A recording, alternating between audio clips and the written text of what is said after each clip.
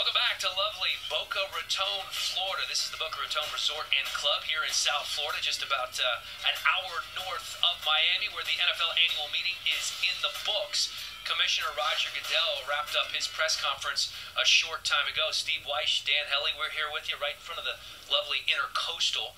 Judy Battista and Ian Rappaport were inside for that press conference, where a number of things were discussed by the commissioner, including some of the 9 rule changes that will go into effect next year. Ian?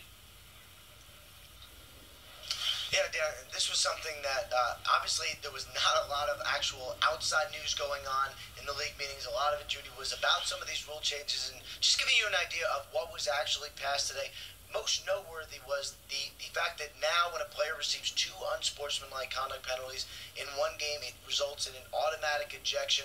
There was some pushback from the coaches on this, but obviously when Roger Goodell takes to his pre-Super Bowl press conference and says this is a priority, the competition committee is going to get it done. So that is now on a 1-year trial basis. Another big rule change is now the touchbacks on kickoffs will be from the 25-yard line.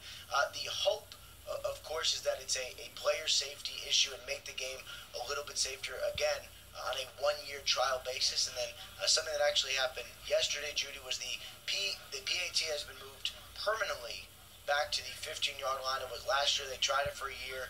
The results were good. The PAT was actually watchable. And now it's going to be like this from now on. Right, and that's why they're going with the 1-year experiment on the touchback and the ejection rule, because they did get some pushback from coaches, maybe a little bit more than they expected, especially on the ejection rule. And so this is sort of the compromise solution. Let's try it for a year. They pointed to the PAT and said, look, we tried that for a year. Everybody ended up loving it. It really helped the game become more interesting on that play. Let's see how this goes. On the ejection rule, it's important to note they don't think this is going to lead to a spike in ejections. They think rather it's going to be deterrent, and we're going to see improved sportsmanship. Yeah, and Dan and Steve, there are a couple other issues that Roger Goodell addressed at his press conference, and really most noteworthy to me as far as the actual current game right now is his response to Robert Kraft sending a letter to him asking for his picks back, his first rounder, which was taken away during the deflated ball situation with the Patriots. And Robert Kraft said there was new information based on the way Tom Brady played in 2015. He said, can we get our picks back? And Roger Goodell essentially said, sorry, no, that's not going to happen, which certainly had been forecast by some other people in the league earlier this week, that there was 0 chance, I was told, that was going to happen.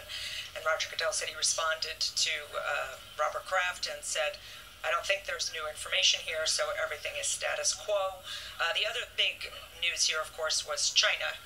They're going to play a game in China eventually.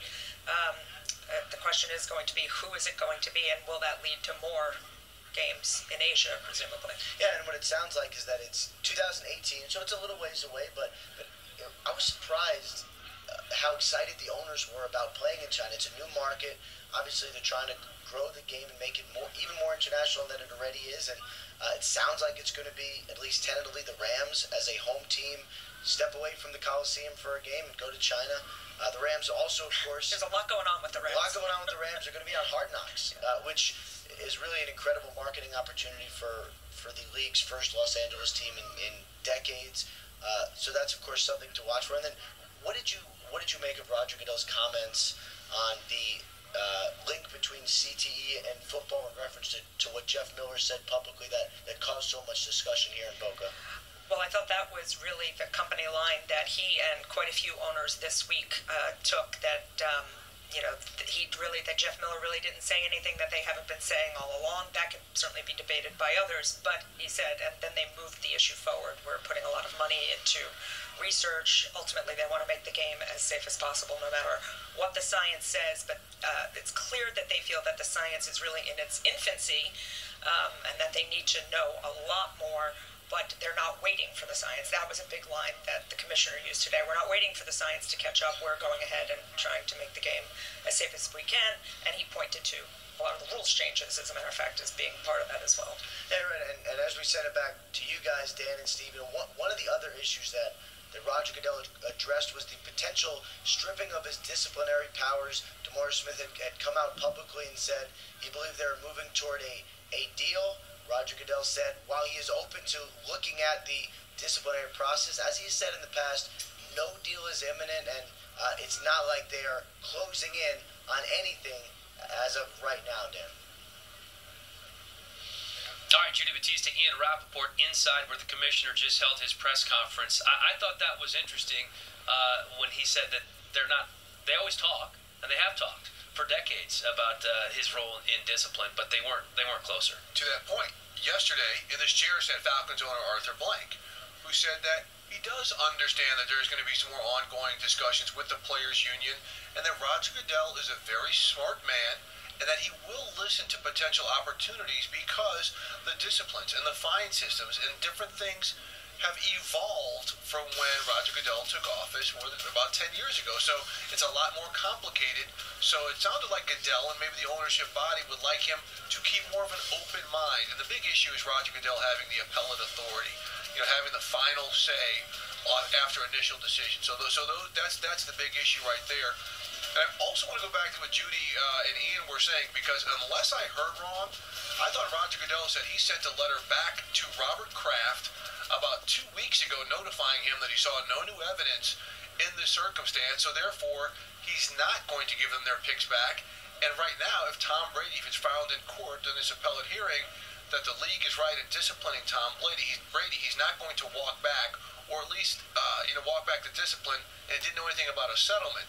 So if that's the case, Robert Kraft came to these league meetings knowing that he wasn't going to get the pick back, but he had an open news conference saying that he wrote this letter asking for his picks back while knowing he wasn't going to get them back. So he got the answer 2 weeks ago. He got the answer 2 weeks ago, but he said, hey, look, I'm standing up for my guys and my teams right now, even though I know it's not going to happen.